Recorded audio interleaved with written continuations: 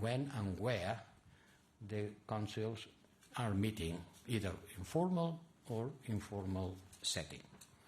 So after listening to everybody and spending hours on discussing and trying to understand the reasons of ones and the others, I had to take a decision, and I consider that if the 25 member states were strongly against this position, these statements, these prises de position done by messages, or even at the United Nations Security Council itself, under the invitation of Minister Lavrov,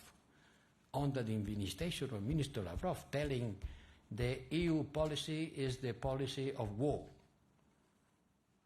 I understood that we have to send a signal, even if it is a symbolic signal, that being against the foreign policy of the European Union and disqualifying the policy of the European Union as the party of war has to have some consequences.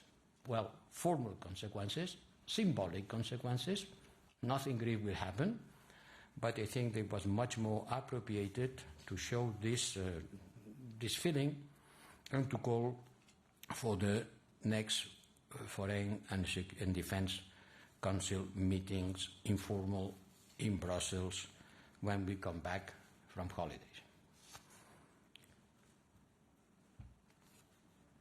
Now the Middle East. I invited the EU Special Representative for Human Rights to present his report made on the basis of assessment by relevant United Nations institutions regarding respect for international human rights law and international humanitarian law. And ministers were also briefed by our USR, Sven Kuhlmann, for the Middle East peace process, on the effort to revive the process in cooperation with our Arab partners and others.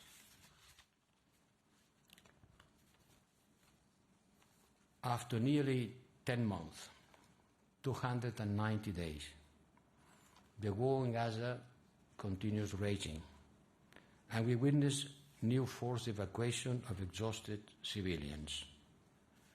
There are more than 17,000 orphans in Gaza. And let me give some facts. Humanitarian access, which was always difficult, now it has imploded. Daily truck crossing into Gaza dropped from 193 on average in April to less than 76 in June, less than half, and 84 during the first 2 weeks of July. There is no way of giving the support that the human being in Gaza require with this drop on humanitarian support. And this doesn't happen by accident. The limited aid getting into the north cannot reach the south. The average of trucks entering via Kerem Shalom is 14 trucks a day. Before the war were hundreds per day. Now 14. Not 40, 14. Virtually everyone in Gaza is dependent on aid to survive. 96% of Gaza population are acutely food insecure. You can say whatever you want, but this is a horror, unbearable, and we must do everything we can to stop it for the sake of our own humanity. Unfortunately, negotiations for a ceasefire and release of hostages are dragging, with no positive outcome in the way. It has been this statement, this advice for the International Court of Justice, and allow me to say, on the light of this advice, that today we find ourselves in a situation where international law has never been as far as the situation in the ground. And international law has come to replace the failings of politics. But however legitimated, however strong, international legal institutions are not there to implement the law. They are there to state the law. But to implement the law has to be done by political actors, not by the courts. The courts issuing rulings or advices provide a valuable guide for the players in the international community who are at the end the responsibles and guarantors of international security. Never before the gap between the law and the reality has been so wide. Never before what the law says and what happens on the ground has been so unsurmountable. And all this under the watchful eye of a powerless international community. So today there is no ceasefire, there is no plan for Gaza, there is no revival of the global settlement. On the contrary, there is a continuation of military operations in Gaza, and it's becoming banal to say today, tomorrow, and yesterday, and the day tomorrow, that some tens or some hundreds of people are being killed under the bomb, and the hostages have still not been released. This territory has been transformed into a stateless home. This is Mogadishu in Mediterranean, where war will reign for all against all, and where violence will be a substitute for politics.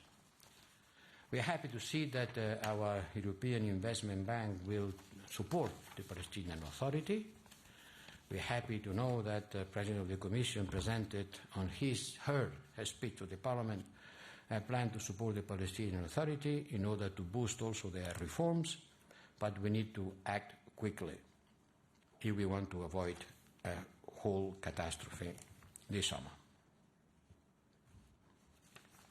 Members support our work and our efforts in order to organize in the Hungary Week another meeting as the one that we held last year. I remember last September, some weeks before the terrorist attack by Hamas, we were talking about the two-state solution. And the day after, what an irony, 1 year later, we will again be in New York meeting, and we will have to have another meeting to talk about the day after. But after what? After this terrorist attack and about 40,000 people being killed in Gaza? Yes, the international community has to wake up, and the European Union has to do more efforts in order to support the peace process, starting with a ceasefire, humanitarian support, release of hostages, and political prospects for the two-state solution. But it's clear that the advice of the International Court of Justice saying that the occupation of the West Bank is illegal and it has to end, and Israel has to withdraw from these territories, has got an immediate answer from Netanyahu government saying, no, no, no, this is our land. It belongs to us. Now there is a fight between history or interpretation of the history and international law. And this is a very critical moment for all of us, because maybe the war will rage on Lebanon, on Yemen. Maybe it will be worse still in Gaza. So let's keep very much busy during the summer break in order to try to do as much as we can in order to prevent a greater catastrophe. Thank you. Thank you. So we will take a few questions. So you start. No. Yes. It's you. Yes. Thank you for the floor. Dmitry Shkurko, National News Agency of Ukraine. You mentioned that EU countries supporting the Zelensky peace plan. How real do you think is the Zelensky intention to hold the second peace summit in the autumn of this year? And what kind of conditions should be kept to invite Russia to take part in? And the second question, if I may, so far as I understand the situation, these European peace facility is lasting already more than a year. But it is not only Ukraine suffering because of that, because some EU member states also cannot get some kind of payback for assistance already delivered to Ukraine. So do you see there some kind of solution, alternative solution could be reached by negotiations or in some other formats to let that expenditure be alive? Thank you. I'm sure that President Zelensky will to continue advancing on peace talks and to have another conference with the Russia tendency is real. Certainly. We already said what we have said in Switzerland. Next steps require the involvement of Russia. But have a look at what Putin said during the visit of Prime Minister Orbán to Moscow. Have a look. These are the preconditions of Putin. But certainly we have to engage in any hope for peace through diplomatic talks and whatever, but in some basis. In some basis, not on Putin's basis. And about the European Peace Facility, you know, I lost the hope that I could deblock it. For more than 1 year, we have been asking, putting pressure, looking for a solution, now this, after another thing. Today I said this is shameful, purely shameful.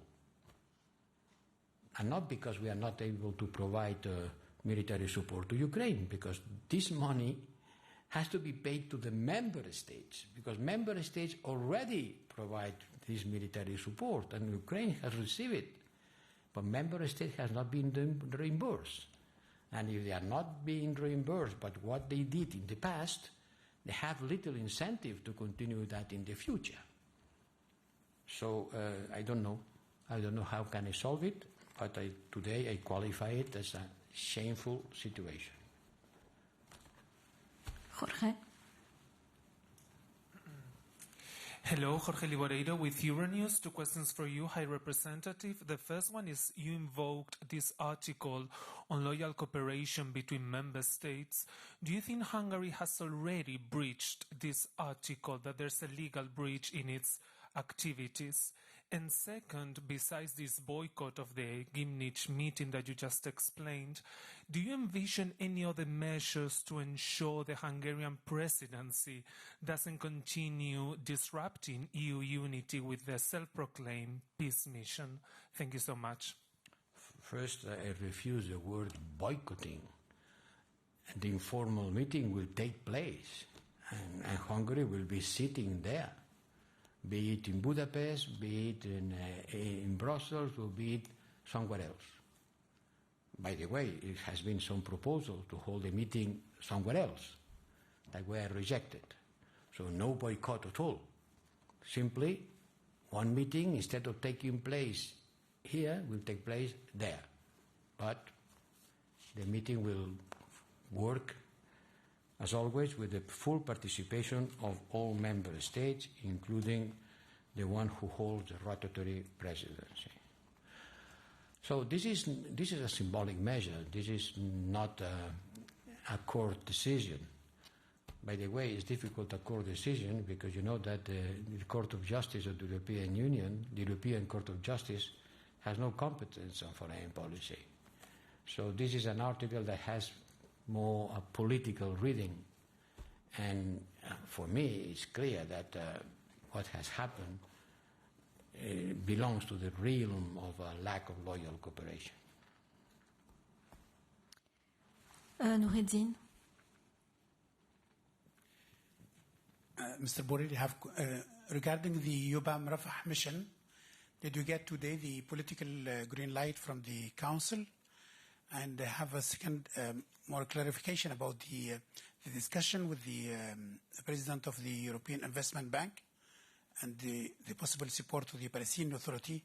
Could you be a little bit precise how much the European Investment Bank is going to provide as a credit to Yes, the European Investment Bank has signed a loan, an important loan, to the Palestinian Authority that will be start reimbursing right now in several tranches.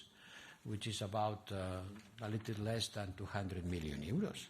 Quite an important amount of money. It's a loan, which has to be repaid, but in very beneficial conditions. And this will start being reimbursed from now. And then it will follow the plan announced by President van der Leyen, and also member states requested more information about the pending amounts coming from 2022 and 2023 budget years. About our mission in the border, we are ready to go. We have the human capital, we have the people waiting to go. Tenemos la capacidad de situar nuestra gente en la frontera y controlar el paso de personas, porque se trata de controlar el paso de personas, entre ellos muchos heridos que esperan ser evacuados hacia Egipto. Pero yo no puedo mandar a los funcionarios de la Unión Europea sin saber qué van a hacer y con quién, y quién garantiza su seguridad. Y para eso hace falta, and for this I need an agreement between the Egyptians, the Palestinians and the Israelis. Without it, I cannot go. And certainly we need to be part of the deal, the Palestinian Authority. One short clarification, if you don't mind. 8 European countries sent a letter to yourself, to Mr. Borrell, asking the European Union to reconsider its approach towards Syria. Did you discuss this issue? What was the reaction of the member states? Thank you. I have to say that it was very late in the afternoon. Yes, we listened to these member states represented by Italy and Austria, and work will continue. Being pragmatical but not naive. We know where the Syrian regime is, which is very close to Russia and Iran. But we'll work. We are always ready to work to try to look for an arrangement that could benefit the Syrian people. Nacho, last question. Yes, hi. Thank you for the floor. This is Fabio Napoli for the Italian news agency Policy Europe. I have a question on the meeting with Nadia Calvino. If you can tell us a bit more, and if you can tell us if the issue of the new Eurobond for defense was raised. Thank you.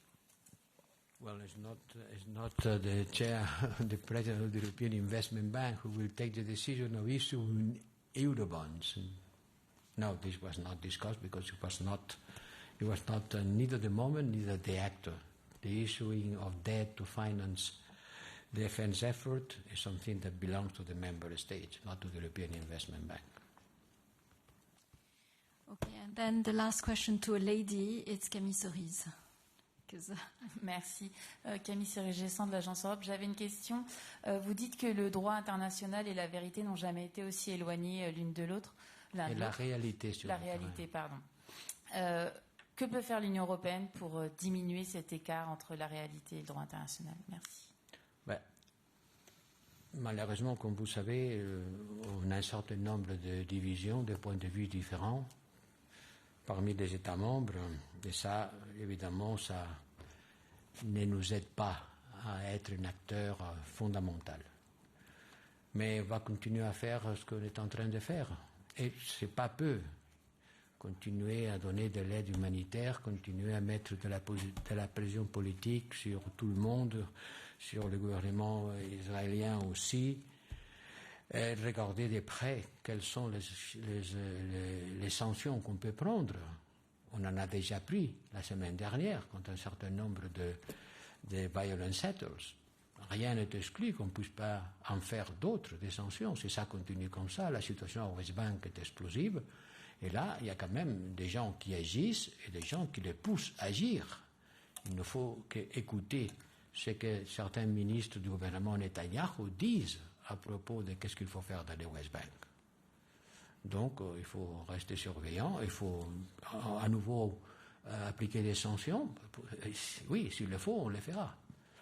Et en même temps, sans doute, demander sans cesse la libération des otages et voir si la semaine des Húngaros à New York, on peut faire à nouveau ce qu'on avait fait l'année dernière. Au moins une grande rencontre de tous les international actors, de tous les acteurs internationaux, dans une situation radicalement différente de celle qui était il y a un an. Radicalement différente. Mais il faut y faire face. Et nous, on peut catalyser cette réunion. Je sais que certains États membres essayent de faire ça. La France aurait bien aimé. L'Espagne voudrait bien le faire au mois de septembre. Et la semaine de la Húngaro à New York, ce sera un moment où l'Union Européenne et nos partenaires arabes et américains doivent trouver l'occasion de travailler ensemble. On a invité sans doute le gouvernement israélien, les Palestiniens, on a l'initiative norvégienne, les Ad hoc Liaison Committee. Nous, vous savez, on est des diplomates, on n'a pas d'autre moyen que l'art de la parole, de la réunion et de l'action qui devient plus ou moins contraignante, mais qui se base évidemment sur des principes. Je dis, jamais les droits internationaux, la loi a été aussi éloignée que la réalité. Malheureusement. Je close cette conférence de presse. Merci. Thank you very much and have a nice break, summer break. Thank you. Merci.